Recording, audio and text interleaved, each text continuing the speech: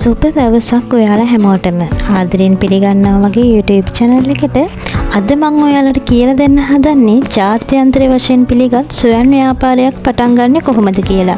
මේ ව්‍යාපාරේ පටන් ගන්න ගොඩක්ම ලේසි සහ පහසුයි. ඒ වගේම මෙම ස්වයං ව්‍යාපාරයට ජාත්‍යන්තරයේ පවා ගොඩාක් ලොකු ඉල්ලුමක් තියෙනවා. ඉතින් මේක ලේසියෙන්ම හදන්නේ කොහොමද කියලා මම ඔයාලට මුලින්දන් පියවරෙන් පියවර කියලා දෙනවා. ඉතින් දිගටම වීඩියෝ එකත් එක්ක රැඳී ඉන්න. දිගටම වීඩියෝ එක බලලා මේ ස්වයං ව්‍යාපාරය කරන්නේ කොහොමද කියලා ඔයාලා අදහසක් ඔලුවට දාගන්න. ඉතින් එහෙනම් අපි වැඩි වෙලාවක් ගන්න නැතුව වීඩියෝ එකට ගිහිල්ලා බලමු මේ ස්වයං ව්‍යාපාරය පටන් ගන්න කොහොමද කියලා.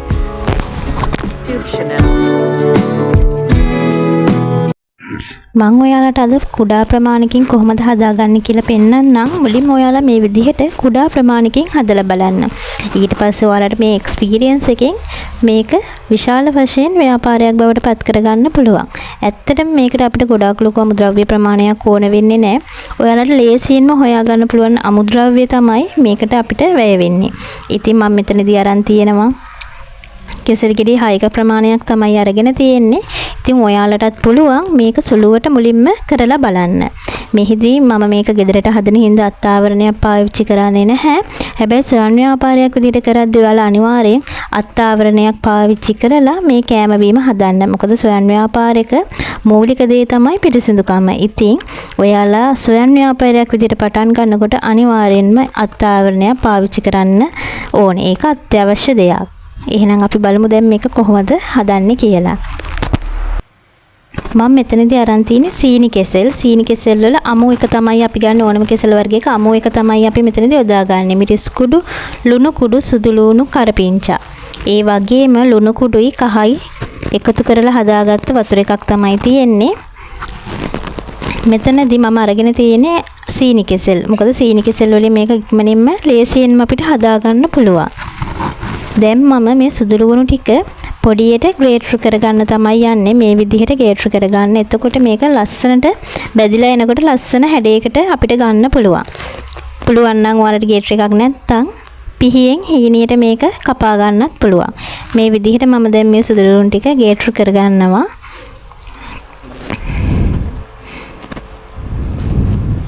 සුදු ලුණු කරපිංචා ඔයාලා හදන ප්‍රමාණය අනුව ඔයාලා වෙනස් කරගන්න. හදන ප්‍රමාණයට ඔයාලට තේරෙනවනේ අවශ්‍ය වෙන ප්‍රමාණය. ඒ අවශ්‍ය ප්‍රමාණය ඔයාලා යොදා ගන්න. මම මෙතනට අවශ්‍ය වෙන ප්‍රමාණයට තමයි මේ සුදු ලුණුයි කරපිංචායි අරගෙන තියෙන්නේ. මේ විදිහට හීනියට මේක හොඳින් ගේට් කරගන්න. දැන් ඊළඟට මම ලෑස්ති වෙන්නේ අපේ කෙසෙල් ගෙඩි ටික ලෙල්ල සුද්ධ කරගන්න. මේ විදිහට කපලා අපි කෙසෙල් ගෙඩි ටික මුලින්ම සුද්ධ කරගමු. ඊළඟට හොඳින් මේ විදිහට කෙසෙල් ගෙඩියේ දෙපැත්ත කපා ගන්න.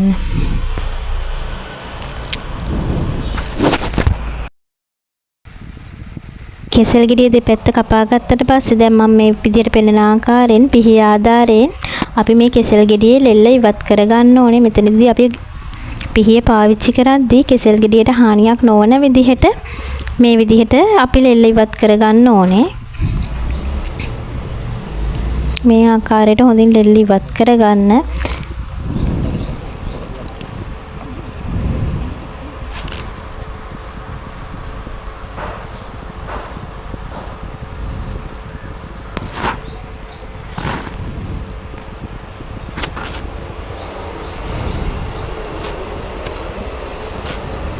මේක ගොඩක් ලේසියෙන් කරන්න පුළුවන් මෙහෙම පිහි ආධාරයෙන්. නැත්තම් මේක කරන්න ටිකක් අමාරුයි. ඒ හින්දා පිහි ආධාරයෙන් මේ ලෙල්ල මේ විදිහට ඉවත් කරගන්න. ඊට පස්සේ අපි කරගන්න ඕනේ මේ කෙසෙල් ගෙඩි ටික අපි අර කලින් පෙන්නපු කහයි ලුණුයි එකතු කරපු වතුරට දාලා මේක කහට පිපෙන එක නවත්තන්න අපි මේ වතුර එකට අපි මේ කෙසෙල් ගෙඩි ටික දාගන්න ඕනේ. දැන් අපි මේ කෙසෙල් ගෙඩි ටික මේ වතුරට මේ විදිහට දාගමු. දාලා අපි මේක ටික වෙලාවක් මේ විදිහට තියාගමු. එතකොට මේ කෙසෙල් වල කහට ගතිය අයින් වෙනවා. ඒකයි අපි කහ වතුර එකට මේක දාලා ගන්නෙ. දැන් මේ විදිහට කහ වතුර එකට දාලා ගත්ත කෙසෙල් ගෙඩිය අපිට විවිධ හැඩවලට කපා ගන්න පුළුවන්. විවිධ හැඩවලට මේ බයිට්ස් වර්ගේ හදා ගන්න පුළුවන්. දැන් මම ඔයාලට කියන්නේ මම හදාගත්ත එක්තරා විදියක හැඩයක් ගැන මේ විදිහට පීලර් එක ආධාරයෙන් ඔයාලා මේ විදිහට තීරු ගහගන්න. මෙතනදී තීරු කරගනිද්දී ඔයාලා ගොඩක් සැලකිලිමත් වෙන්න මේක පොඩ්ඩක් එහෙම වෙන්න බලනවා. ඒ නිසා ඔයාලා ඒක හරියටම පතුරු ගහගන්න. ඊළඟට මේ විදිහට මම මේක මේ ආකාරයට නවනවා. මම මේ පෙන්නන ආකාරයට. ඊට පස්සේ අපි ඒක පැත්තකින් තියාගමු. ඔයාලට මෙතනදී විවිධ හැඩ මේ පතුරු විදිහටත් ඔයාලට මේක බෙද ගන්න පුළුවන්. එක හැඩයට මේක හදනකොට තමයි මේ බයිට් එක ගොඩක් ලස්සන වෙන්නේ. මම ඔයාලට අද හදන හැඩ ආකාර දෙකක් කියලා දෙනවා. ඔයාලට නැත්තම් මේ පතුර මේ විදිහටම බෙදලා ගන්න පුළුවන්. ඔයාලා කැමති එක හැඩයට මේ බයිට් එක අපිට හදා ගන්න පුළුවන්. දැන් මම මේ පෙන්නන ආකාරයට මම මේ විදිහට මේ කෙසෙල් පතුර මේ විදිහට රෝල් කර ගන්නවා.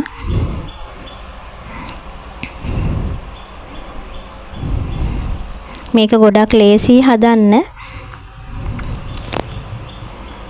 මේ තියෙන මං කෙසෙල් ගෙඩි දෙකක විතර ප්‍රමාණයකින් හදාගත්ත කෙසෙල් ටික මේ ඉතුරු ටික තමයි මේ මං ඔයාලට පෙන්නන්නේ. මේ ඉතුරු වුණ කෙසෙල් මේ විදිහට කපලා අපි ඒකත් බෙදලා ගන්නවා. කිසිම විදිහකින් කෙසෙල් අපිට යවන්නේ නැහැ. අපි ඒක එතනදී පතුරු ගහ ගන්න වෙලාවේදී ඩැමේජ් වෙච්ච කොටස අපි මේ විදිහට පොඩියට කපා ගන්නවා. ඒක අන්තිමේදී අපි ඒකත් තෙලට දාලා බෙදලා බයිට් එකට අපි එකතු කර ගන්නවා. කිසි වෙලාවක අපි කිසිම දෙයක් ඉවත දාන්නේ නැහැ.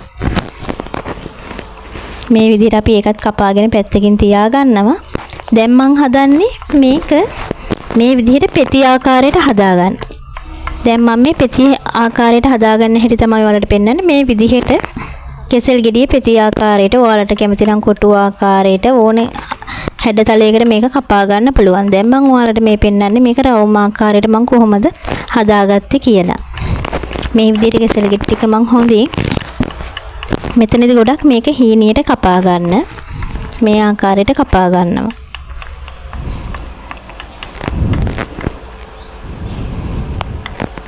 මේක හීනි වෙන තරමට අපිට මේක බදින්න ලේසි. ගොඩක් ඝනකමට මේක කපා ගන්න එපා ඔයාලා.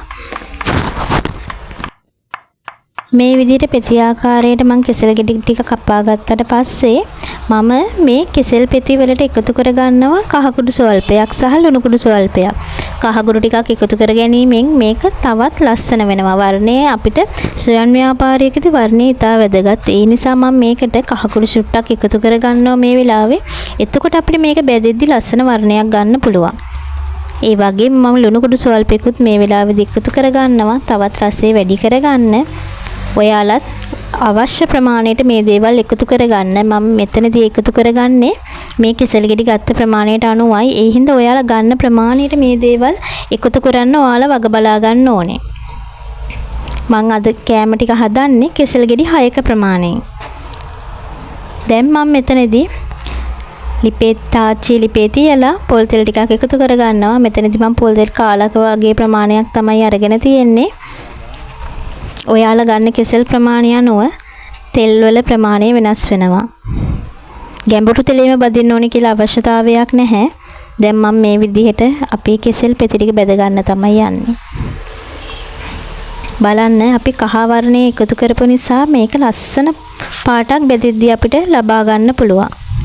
ඒ වගේම ඔයාලා මේක බෙදෙද්දී හොඳින් මතක තියාගන්න ඕනේ මේක හොඳින් බෙද ගන්න. නැත්තම් මේක කල් තියාගන්න ගොඩක් අමාරු වෙනවා. මොකද පුස්කන ගතියක් එනවා. ඒ නිසා මේක හොඳින් මේකේ තෙත ගතිය යනකම් හොඳ ක්‍රිස්පි බවක් එනකම් අපි මේ කෙසෙල් ටික හොඳින් බෙද ගන්න ඕනේ. මේ ආකාරයෙන් හොඳින් දෙපැත්ත දමමින් අපි මේවා හොඳින් බෙද ගන්න ඕනේ. විශේෂයෙන් මේ බෙද ගැනීමේ තෙල් නැතිව අපි මේක බාගත්තට පස්සේ හොඳට තෙල් නැතිව ඒ වගේම මේක හොඳට බෙදලා තිබ්බොත් තමයි අපිට මේක ඉක්මනින් කල් තියා ගන්න පුළුවන් වෙන්නේ. මේ වෙනකොට අපේ කෙසෙල් චිප්ස් ටික හොඳින් බෙදලා තියෙන්නේ. දැන් අපි මේක බා ගන්න තමයි යන්නේ. මේ විදිහට හොඳින් තෙල් ටික අයින් කරලා අපි මේ ටික ලිපෙන් බා ගන්න ඕනේ. මේ අල චිප්ස් හොඳට බැදුනට පස්සේ පෙන ගතිය අඩු වෙනවා. අපිට ඒකෙන් තේරෙනවා මේ අල චිප්ස් ඇති ප්‍රමාණයට බෙදලා තියෙන්නේ කියලා. මේක කර කරගන්නේ නැති වෙන්නත් සහ අඩුවෙන් බෙද ගන්න නැති වෙන්නත් ඔයාලා මේක හොඳින් වග බලා ගන්න ඕනේ.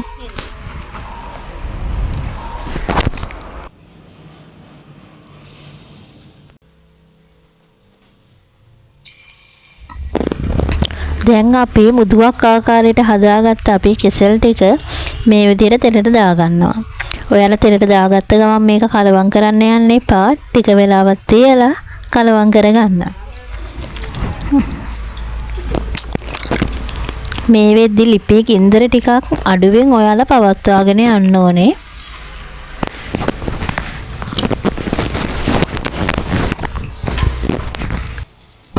දැන් මේක මේ විදිහට අඩු ගින්දරේ අපි හොඳින් බැද ගන්න ඕනේ.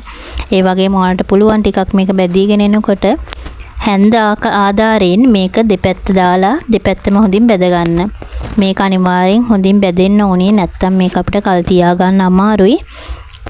ඒ නිසා මේ වෙනකොට ඔයාලට පුළුවන් මේක හැන්ද ආධාරයෙන් දෙපැත්ත දාලා හොඳින් බැද ගන්න. මම මේක ෂුට්ටක් වැඩියෙන් බැද ගන්නවා. ගෙදර කන නිසා ඔයාලා මේක රන්වන් පැහැෙනකොට ලිපෙන් බා ගන්න. මම අනිත් චිප්ස් ටිකත් රන්වන් පහට එනකොට ලිපෙන් බා ගත්තා. ඒ වගේම ඔයාලත් රන්වන් පැහැෙනකොට මේක ලිපෙන් බා ගන්න. ඊට පස්සේ අපි තෙල් ටිකක් හොඳින් ඉවත් වෙන්න දීලා මේ විදිහට අපි මේක හොඳින් බා ගන්න ඕනේ. මේ වෙලාවදී ඔයාලා ලිප ඕෆ් කරත් කමක් නැහැ. මොකද නැත්තම් තවත් මේක බැදෙනවා. ඒ නිසා ලිප ඕෆ් කරලා මේ විදිහට අපි මේ ටික ලිපෙන් බාගමු. ඔයාලට මෙතනදි පුළුවන් ඕනම හැඩයකට මේ කෙසෙල් ටික කපා ගන්න. ඉතින් මම මේ විදිහට අද හැඩතල දෙකකින් තමයි ඔයාලට පෙන්වන්නේ මේක හදාගන්නේ කොහොමද කියලා. හැබැයි මේ ආකාරයට වඩා පෙති ආකාරයට කපා ගනිද්දී කෙසෙල් යන ප්‍රමාණය ගොඩක් අඩුයි. ඒ වගේම චිප්ස් ගොඩක් අපිට ලබා ගන්න පුළුවන්. දැන් මේ විදිහට මම අනිකුත් අපේ කෙසෙල් චිප්ස් ටිකත් මේ විදිහට බැද ගන්නවා. මුදු ආකාරයට හදාගත්ත කෙසෙල් පතුරු ටික මේ විදිහට ටිකක් බැදීගෙන එනකොට ඔයාලට පුළුවන් මේ විදිහට මේක හැම පැත්තම හොඳින් කරවෙන්න බැද ගන්න. මේකට මම ගොඩාක්ම සීනි කෙසෙල් පාවිච්චි කරේ. සීනි කෙසෙල් වලින් හදද්දි මේක ටිකක් අනිත් කෙසෙල් වලට වඩා ගොඩක් රසයි. හැබැයි හැම කෙසෙල් වර්ගයකින්ම අපිට මේක හදා ගන්න පුළුවන්.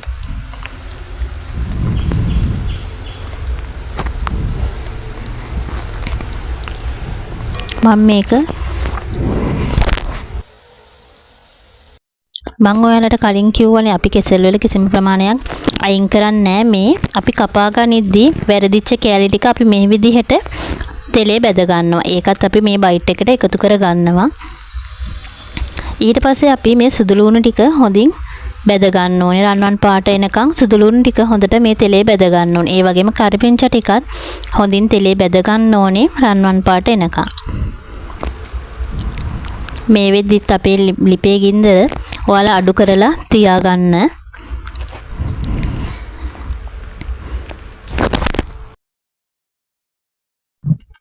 දැන් අපි සුදු ලුණු ටික මේ විදිහට රන්වන් පෑයට එනකොට ලිපෙන් බා ගන්න ඕනේ. මේ පාට ප්‍රමාණවත් අපි දැන් මේ ටික ලිපෙන් බාගමු.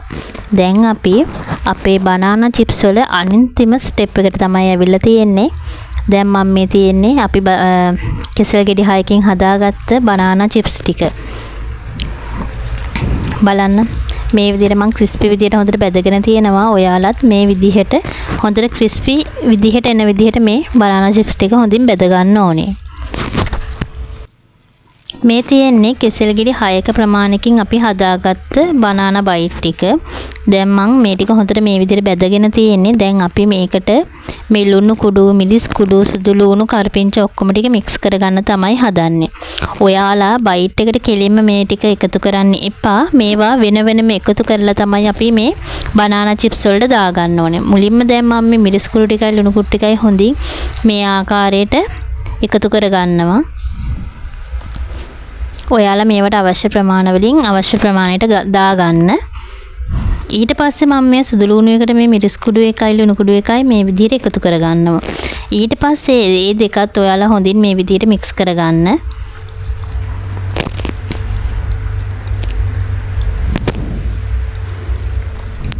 මෙතනදී අපි ලුණු කුඩු ගොඩාක් පාවිච්චි කරන්නේ නැහැ. ලුණු වැඩි වුණොත් මේක අපිට කන්න අමාරු වෙන හින්දා ලුණු යොදා ගනිද්දී ඔයාලා ගොඩක් පරිස්සම් වෙන්න. මේ විදිහට හොඳින් ඔයාලා මේක මික්ස් කරගන්න. මික්ස් කරගත්තට පස්සේ මම මේ විදිහට සාමාන්‍යයෙන් ඉඩ තියෙන භාජනයක් අරගෙන අපේ බනානා චිප්ස් ටික ඒකට දාගන්නවා.